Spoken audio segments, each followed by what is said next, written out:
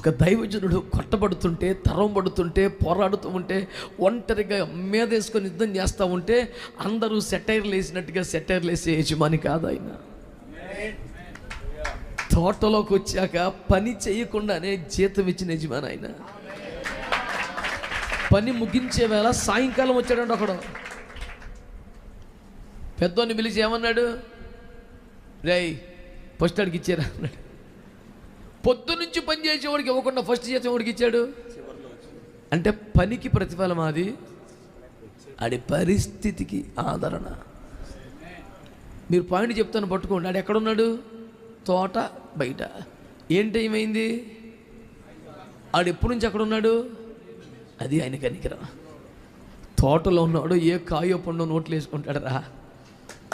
Already సేవలో ఉన్నవాడు ఏం పస్తున్నాడు? ఏ సందా బియ్యమో ఏదోటి తింటాడు మెల్లిగా.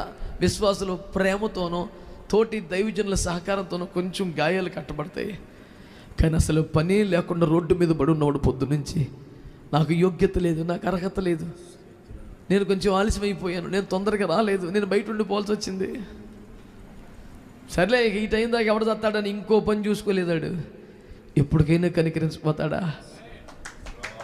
నువ్వు సాయంత్రం పిలిచాడు అంటున్నావు కదా, మరి సాయంత్రం ఎందుకు వెళ్ళిపోలేదు? ఆడికి ఆశ చావలా? ఏమో ఇప్పుడైనా కనికరిస్తాడేమో. మనకి చేయి దాటిపోయింది అనిపిస్తుంది, టైం అయిపోయింది అనిపిస్తుంది, గుర్తింది అనిపిస్తుంది. ఒకడు ఉన్నాడు, పని కట్టేసే టైంలో కూడా పనికి ఇంకా పిలుస్తాడేమో చూస్తున్నాడు, బయట నుంచి ఉన్నాడు. వాడు అమాయకత్వం మీద జాలేసిందా? వాడి నిరీక్షణ మీద కనికరం కలిగిందా? పొద్దు నుంచి నా కొరకు పడిగాపులు పడుతున్నాడని జాలేసిందో తెలియదు, కానీ లోపల రాని ముందడికి జీతం ఎవరా? నేను అంటున్నాను, నీ యోగ్యత, నీ తప్పులు, నీ ఒప్పులు ఈ క్యాల్కులేట్ చేయకుండా నీ దేన స్థితి మీద జాలిపడే యజమాని.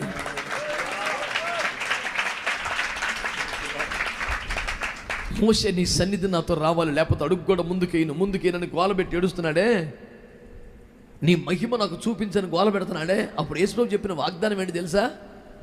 నీ సన్నిధి కావాలి, నీ మహిమ కావాలి అంటే ఈ రెండింటి మధ్యలో ఒక మాట పెట్టాడు యేసుప్రభు, నా మంచితనం అంతా చూపిస్తాను. నేనైతే పిచ్చెక్కిపోయాను. దేవుని మంచితనం అంతా నీకే ఇస్తే నువ్వు అనుభవించగలిగిన దానికంటే చాలా ఎక్కువ ఉంటుంది. అది దాన్ని తట్టుకోలేవు. అమ్మో నా వల్ల కాదయ్యో ఇక చాలే అనిపిస్తుంది. నేను ఈ దినాన కొన్ని మాటలు దైవజనులైన మీతో పంచుకుంటున్నాను. ఏమని? నీవు శ్రమలో ఉంటే, కష్టములు ఉంటే, పోరాడుతూ ఉంటే, తరంబడుతూ ఉంటే, దిక్కులేని వాడల్లే చెట్టు కింద గుహలోన వాడి ఏలే రేగి చెట్టు కింద పడుకోవటం ఏంటి అసలు? 23వ కీర్తన మీకు అర్థమైందా? యెహోవా నా కాపరి, నాకు లేమి కలగదు అని మొదలుపెట్టి నెంబర్ 1 పచ్చిక గల చోట్ల అయిన నన్ను తర్వాత నడిపిస్తున్నాడు, తర్వాత సేద తీర్చుచున్నాడు.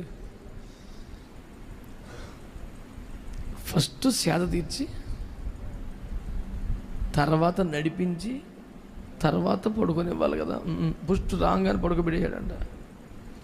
ఎందుకంటే ఈ గొర్రె తరం పడుతుంది, అడవులు పాలైపోయింది, కాపరి సంరక్షణ లేదు, క్రూర మృగాలు వేటాడుతున్నాయి. పరిగెత్తి పరిగెత్తి పరిగెత్తి పరిగెత్తి యెహోవా అనే ఒక ఆశ్రయపురంలోకి చేరింది.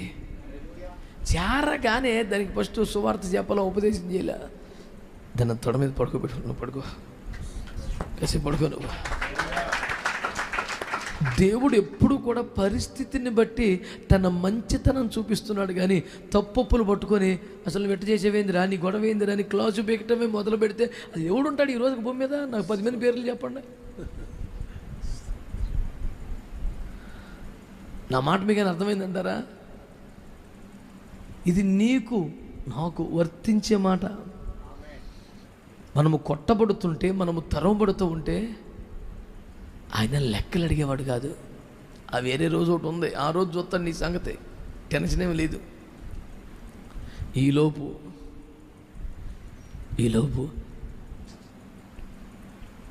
3000 మంది తలలు నరకబడ్డాయి. అక్కడ రక్తం ప్రవహిస్తుంది, తెగిపడిన మొండాలు ఎగురుతున్నాయి. భీకరముకు దేవుని ఉగ్రత దిగి వచ్చి ప్రజలు భయకంపితులైపోయారు. ఆ పరిస్థితిలో నీ కోపాన్ని చూశాం బాబోయ్, ఉగ్రతను చూశాను బాబోయ్ అని ఏడుతుంటే, సరిలాగో నా మంచితనం చూపిస్తా నీకు అన్నాడు. ఆమేన్, హల్లెలూయా, హల్లెలూయా. దేవుని మంచితనం అంతా చూపిస్తాను అన్నది 40 రోజులు కొండ మీద ఉపవాస ప్రార్థనలో నిలబడినందుకు శభాష్ కొడుక, నా మంచితనం చూపిస్తాను నీకు అలా. అప్పుడు కాదు, వెనుక శత్రువులు వెంటాడి నన్ను, అప్పుడు కాదు, నా మంచితనం చూపిస్తా అన్నది. ఎప్పుడున్నాడు తెలుసా? దేవుని ఉగ్రతకు గజ గజ గజ వణుకుతున్నప్పుడు అన్నాడు. వామ్మో, నీ కోపమో తిట్టుంటుందా? 3000 తలకాయలు తెగిపడ్డాయి అక్కడ, అల్లాడిపోతున్నారు. చేతల పని నేను మీతో రానంటాడు. అయ్యయ్యా రావాలంటే అటైతే ముందు వెండి బంగారు రావాలి తీసి ముందు సమర్పణలోకి రండి, అప్పుడు ఆలోచిద్దాం అంటాడు. దెబ్బ మీద దెబ్బ చిత్త కొట్టి పారేస్తున్నాడు. ఆ మొమెంట్లో నువ్వు నిజంగానే మాతో రావా? అట్టయితే మేము వెళ్ళంలే, ఇంకెందుకులే. నువ్వు వెళ్ళినప్పుడు ఆ దేశం వద్దు, మాకు పాలు తెలియదు ఏమొద్దు, వద్దులే, ఏడు చస్తామేక. అప్పుడు అన్నాడు, నాన్న నా మంచితనం అంతా నీకు చూపిస్తాను పద. హల్లెలూయా. నేను ఒక దైవజనుడిగా మీ అందరికీ వాక్యం ద్వారా పరిచర్య చేస్తూ దేవుని ఆత్మ ద్వారా ఈ వాగ్దానాన్ని మీకు ఇస్తున్నాను. ఈ పూట ఏంటా వాగ్దానం తెలుసా? దేవుని కోపము చూసి అల్లాడేవా? దేవుని ఉగ్రత చేత భయకంపితుడయ్యావా? సమస్యల చేత తరవబడుతున్నావా? అసలు సర్వము శిఖరముల మీద దేవుని ఆజ్ఞని దింపి ప్రపంచానికి సత్తా చూపించిన ఒక అద్భుత దైవజనుడు అయ్యుండి కూడా ఇప్పుడు ఏదో చెట్టు కింద బతుకుతున్నావా? గుహలో దాక్కున్నావా? దేవుని వాగ్దానం ఏంటి తెలుసిన? నా మంచితనం నీకు చూపిస్తాను, నా మంచితనం నీకు చూపిస్తాను.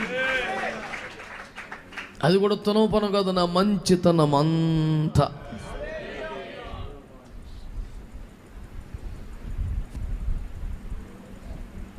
దేవుని మంచితనం ఎంత? మీకు క్యాల్కులేషన్ చెప్తాను నేను. ఈ ప్రపంచములను దుష్ట మానవులందరూ నీ మీద చూపించిన చెడుతనం కంటే ఎక్కువ. నువ్వు ఎట్లా రాసుకున్న సంబంధం తెలిసిన తెలుగులో నేను చెప్పా. ఈ ప్రపంచంలో మానవులందరూ కట్టగట్టుకుని నీ మీద కక్ష కట్టి విషము కక్కి చూపించిన చెడుతనము కంటే ఎక్కువగా ఆయన మంచితనము చూపిస్తాడు. ఇందులో ఎవరికైనా డౌట్ ఉంటే వాళ్ళకంటే దురదృష్టవంతులు ఎవరు లేడు భూమి మీద. ఇది డౌట్ పడవలసిన పాయింట్ కాదు, ఎగిరి గంతేయవలసిన పాయింట్. దేవునికి స్తోత్రం. సేవలో తరం పడ్డవారు లేరా? సేవలో కొట్టబడ్డవారు లేరా? కష్టానికి ఫలితం లేకుండా మిగిలిపోయిన వారు లేరా? ఉదయం నుంచి గుమ్మం కాడే పడిగా పొలుబడి కనీసం పిలుపు లేక ఆయన కనికరం ఎదురు చూసిన వారు లేరా? తోటలోకి వచ్చిన నేమి చెయ్యలేకపోయానే అనే బాధతో మిగిలిపోయిన వారు లేరా? దేశమునకు దేవుని రుజువు చేసిన తర్వాత కూడా దిక్కులేని వాళ్ళలాగా చెట్టు కింద పడుకొని గుహలో పడుకొని తరం పడుతున్న వారు లేరా? ఈ శ్రమలకు పైన మళ్ళీ 2 గ్లాసులు వీకి 2 లెంపలు వాయించే మనసుతో దేవుడు ఉన్నాడని మీరు అనుకుంటున్నారా? నాకు తెలిసిన దేవుడు అలాంటి దేవుడు కాదు. భక్తులు బైబిల్ అన్నారు, నేను నమ్మిన నా దేవుని నేను ఎరుగుదును. అత్యంత బలహీనమైన సేవకునకు నేను దేవుణ్ణి ఎరిగినంతలో ఒక మాట చెబుతున్నాను. లోపములో పాపములో పొరపాట్లు ఉంటే నిష్కర్షగా ఖండించి గద్దింపి బుద్ధి చెప్పే దేవుడు. శ్రమలో దుఃఖములో పోరాటంలో ఉంటే అంతే ఖచ్చితంగా ఆదరిస్తాడు.